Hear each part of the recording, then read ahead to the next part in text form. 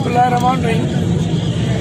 लाड़काना जी अस्पताल जो MS जो बदमाश MS आहे जेको फरियाल टालपुर जे उन सिफारिश ते ऐं जमील सुमरो जंहिंखे महीने में करोड़ रुपया रिश्वत पहुचाए थो उन अस्पताल के कोस घर बनाए छॾियो आहे। नरड़ी मुंहिंजी भाइटी खे राति 3 बजे नांग डंग हयो। उनखे जॾहिं मां अस्पताल खणाए आ पहुतुसि त हिते डॉक्टर जेके ड्यूटी ते मौजूदु हुया उन्हनि इलाज करण खां इनकार कयो। जॾहिं त उनजी कंडीशन ख़राबु हुई मां मजबूरी में उनखे प्राइवेट सेंटर ते खणी वियुसि। जॾहिं उते वियुसि उते डॉक्टरनि चयो त हिन जो इलाजु सिर्फ़ु ऐं सिर्फ़ु गवर्नमेंट हॉस्पिटल में आहे।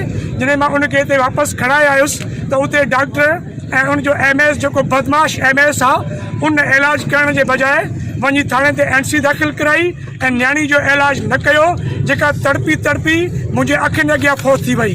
त हीउ लाड़काणो जेको आहे ही लाड़काणो करप्शन जो गढ़ थी चुको आहे। ही लाड़काणो को बि इदारो ख़ाली कोन्हे।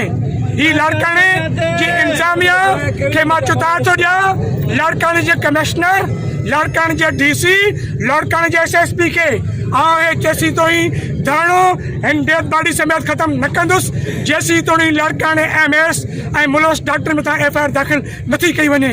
जेकॾहिं उनजो कुझु बि रद्द अमल निकितो उनजो ज़िम्मेवार लाड़काणे जी इंतज़ामिया हूंदी।